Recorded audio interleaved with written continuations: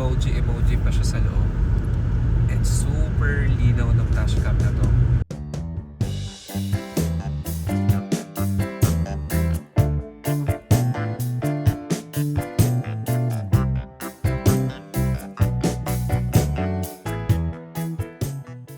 Good day everyone, today I'm so excited that we're going to have to install this new Ddpai Z60 3-channel set 4K dashcam, and this one comes in your front and rear camera.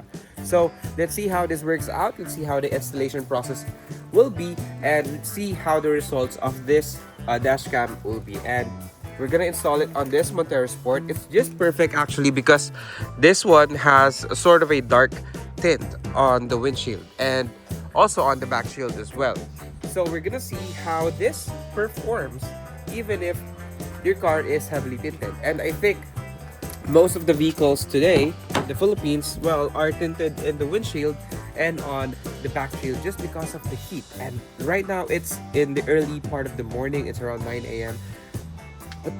But the weather and the sun is just scorching hot, so that's the reason why. But nonetheless, let's see how this performs under this visibility with this tint. Let's go and go to the shop. So right now I'm on my way to the shop and I will have this installed.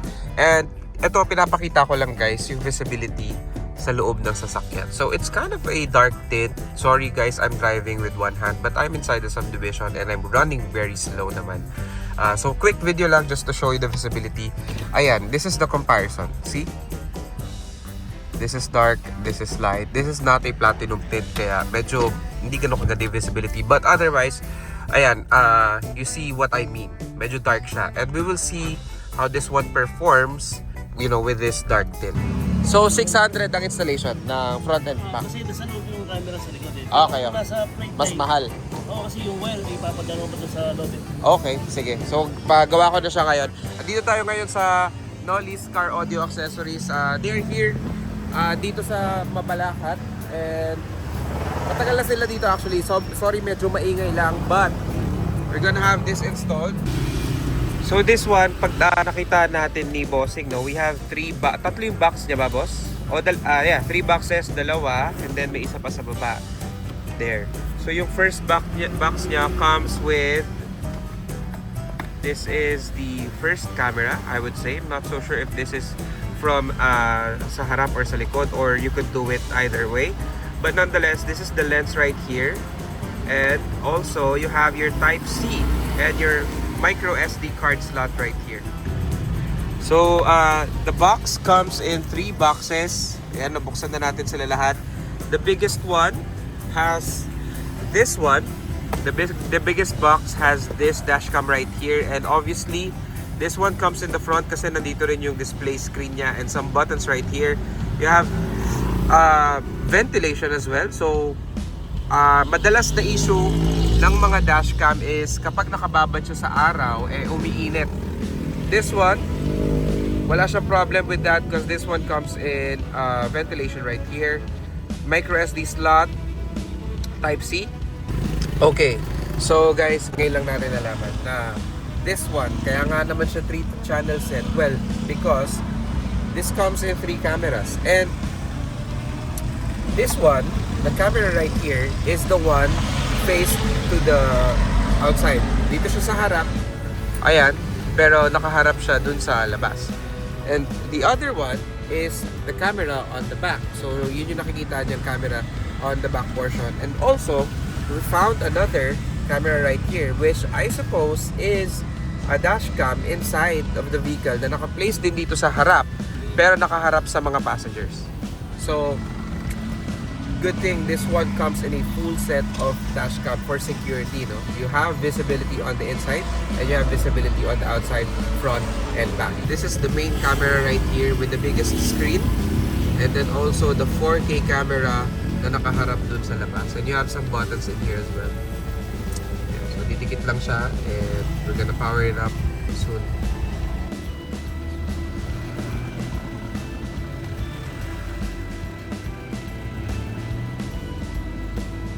There it is. That's recording already. Okay guys, we're done with the installation of the 3-channel set of the Z60 camera right here. And so far guys, sobrang believe ako sa quality and yun sa production ng mga devices natin. Look at this setup right here. We have here the main camera, which is 4K actually, and yan yung nagiging para pinaka mother camera natin. This one has the screen right here for you to see, and also you have your viewfinder or yung image. Pwede mo makita yung mga image dito through this buttons right here. And this one also is a camera for the inside, and I think it's very essential, especially for safety, para makita mo rin yung mga passengers mo sa loob. And also one other neat feature is that one right there. So kung makikita nyo, yun yung rearmost camera, and that one records through this one as well. So dual yon. This records through this one in one device, and then this one is an independent device. So you need only 2 SD card slots. Okay? So yung 1 SD card slot will work with the front camera na nakaharap sa labas and also the back camera into 1 SD card slot. Now, this one has an independent SD card as well na nagre-record naman sa interior ng sasakyan. So far guys, super easy to do. Ang dali lang niya ikabit lahat. Everything is just plug in. You just have to keep the wires clean, and I think they did run it through right here, and very clean setup naman. And as you can see on the back as well, wala tayong masyadong labas na mga wires, and it's just so clean. And also look at that, imagine you driving every day and nakikita mo si smiley face ng Ddpai. So this one has an app which I will show you right now, and let's go. This is the app of the Ddpai, and we only have 2 devices right here. Sabi ko nga, this one, the first Mini 2X, is the camera na nakatutok sa loob ng sasakyan. And this is the Z60 52EA naman, which covers the front and the back. So, access muna natin siya. You have to connect it via Wi-Fi. And then, you could see your videos right here and play them back if you like. One also is, ayan siya, one device, and then this one is, so ayan nakalagay sa taas, it's front. But you also have recording sa back, which is here. There you go. The date is there, and also you have your speed. So nandiyan siya lahat, and then you could also upgrade your firmware if you need to. And this one naman is for the other device. Let's try connecting to this one.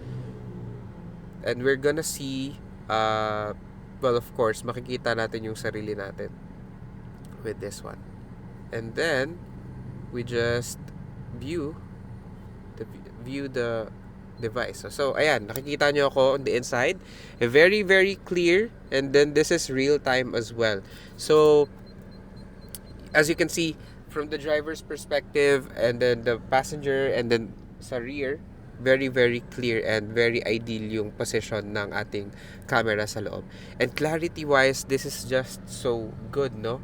I remember the times nung mga bandang 2012 when they first released mga dashcams, it was not clear. Para talaga siyang literal na ang bababa ng quality, and they the batteries get dead after a while, and then hindi na siya masyadong efficient. But this one, everything is so seamless. You have applications, and for you to use, and ma-save mismo yung mga video clips inside the car. And the Ddpai is also smart enough, guys, na it detects bumps or stops, na may mga biglaang stops or possible na accidents, and it would record that clip separately.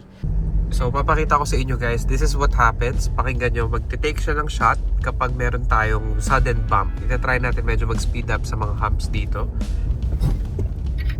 There. So, kung narinig yung snap na yun, dahil nagkaroon tayo ng bump, i-expect niya na merong nangyaring aksidente. At kung sakaling nag-pass out ka, na-knock-out ka kunyari as a driver, it would still take or record para lang may evidences of what really happened and so on. So it's really an added feature of this dashcams, and this is what you get for modern dashcams nowadays.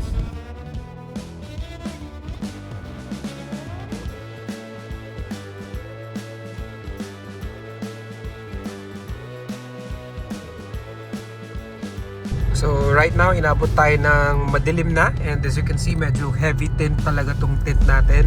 But let's see how it performs in the night. So, kung makikita nyo dito sa dashcam natin, it's still very, very clear. No? Considering this, ang dilim. And this is the technology of AI ISP Night Vis 2.0. So that's what you get in terms of performance with this Ddpai Z60 4K camera. Still very good at the dark.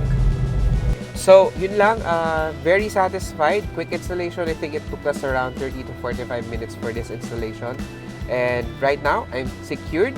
I have an application for me to access all of the files and the videos. And also, well, you have security cameras sa harap, sa labas, at at the back of the vehicle. And with this complete set, the Ddpai Z60 is the ultimate setup for your dashcam needs, no? Clarity, accessibility, and yung apps niya, it's all very smooth, and you have seen that. I really recommend this dashcam camera for the full setup. Don't go on the cheap ones kasi they will not last long, no? This one, ang dashcam kasi natin will record every time you drive, or sometimes paminsan kahit hindi, because this one has that feature na safety feature, and you know that. So props to Ddpai Z60, and I really like this dashcam. If you like this model, just go to my description box below and you could order one for yourself and put it in your car. So thank you guys for watching. This is Patrick Chris TV signing out.